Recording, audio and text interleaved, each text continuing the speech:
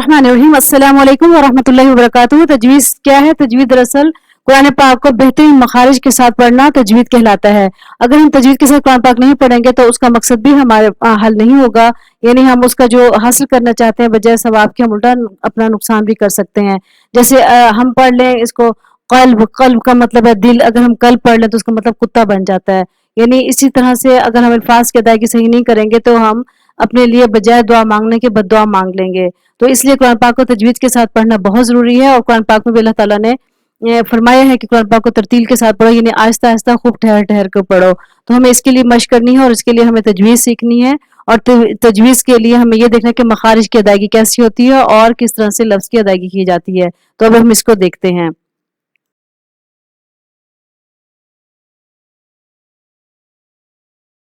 जी, ये देख लें, इसको तजवीद में हम देखते हैं कि ये किस तरह से हम मखारिज की अदायगी करेंगे। थोड़ा-सा इसको हम देख लेते हैं तस्वीर के ज़रिए, प्रैक्टिकली हो जाएगा, और इसके साथ-साथ आप प्रैक्टिस करेंगे तो इंशाअल्लाह आपको समझ आ जाएगी कौन सा वर्ड कैसे निकालना है।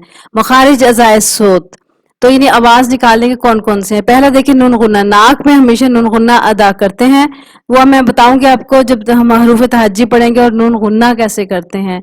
तो यानी जब जिस पे तशदीद लफ्ज़ पे आ जाती है फिर उस पे थोड़ा-सा हमें गुन्ना करना पड़ता है, जैसे इन्ना, तो फिर वो गुन्ना होगा। अच्छा, अब ये देख लें कौन सा लफ्ज़ कैसे अदा होगा। थोड़ा-सा हम इसको तस्वीर के ज़रिए भी देख लेते हैं। अब ता, जीम, दाल, रो, ये ज़रा पुर पढ़ा जाएगा, व, सीन, ये ज़बान के ऊपर से अदा होंगे, ये तालु से टकराएगी जब ज़बान, तो ये लफ्ज़ अदा होंगे। फिर होंठों से क्या अदा होता है? सा, ये नरमी से ज़रा अदा करते हैं, लब से होंठों से अदा होते हैं। बा, मीम, फा, वाओ, या, और ज़बान के नीचे से अदा होंगे शीन, यानी नीचे में थोड़ा सा जोर देना पड़ेगा। साद, वाद, तो, लाम, नून, और गले के पीछे से अदा होंगे दो हरूफ, यानी कौफ, काफ। इन दोनों में ये फर्क है, यानी काफ जो है नुक्तों वाला जरा मोटा अदा होगा, कौफ, और जो दूसरा है वो काफ, यानी उससे जरा बारीक अदा होगा। और हलक से कौन से हरूफ अदा होंगे वो हम देख लेते हैं। खा, गैन, हा, ऐन, हा, ऊ, ई, आ। अच्छा, अब इसको हम देख लेते हैं कौन कौन से हरूफ कैसे कैसे अदा, उनके नाम क्या हैं। हलक से अदा होंगे ओ, ई, आ, हमजा, हा, ऐन, हा, गैन, खा, कव्वा, यानी जहां से अदा हो रहा है ना काफ, ये नुक्तों वाला आपने देखा यहाँ पे, हलक के पीछे से नुक्तों वाला और दूसरा, तो वो उसको हम बोलते हैं कव्वा आम उर्दू जबान में। तो वहाँ कौफ काफ अदा होगा कव्वे से, कव्वा बोलते हैं इसको। फिर जबान के ऊपर का हिस्सा ता, जीम, दाल, रा, ज़ा, सीन, सीन जब अदा करेंगे तो सीटी की आवाज आएगी जरा, सीन।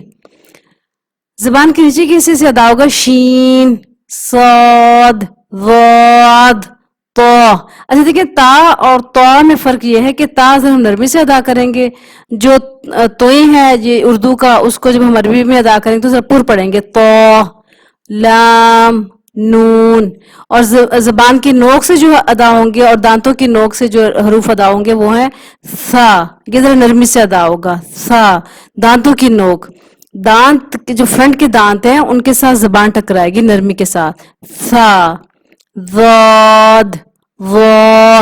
अच्छा, जाद और ज़ा में फर्क यह है कि जाद अदा होगा कम पुर, और ज़ाद ज्यादा पुर होगा। इसे फिर मैं रिपीट कर देती हूँ, इसे देख लें, ज़ाद, ज़ा, ये इसकी अदायगी है, और सा उसका वैसे अदा होगा।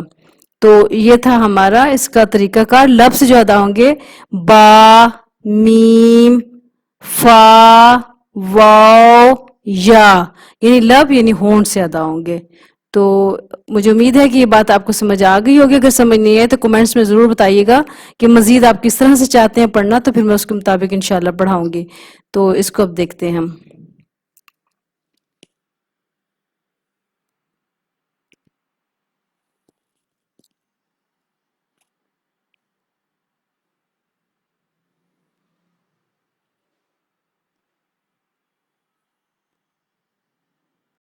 اب اس کو ذرا تفصیل سے ہم دیکھ لیتے ہیں کہ اس کے مخارج کیسے ادا ہوں گے. قاف کاف.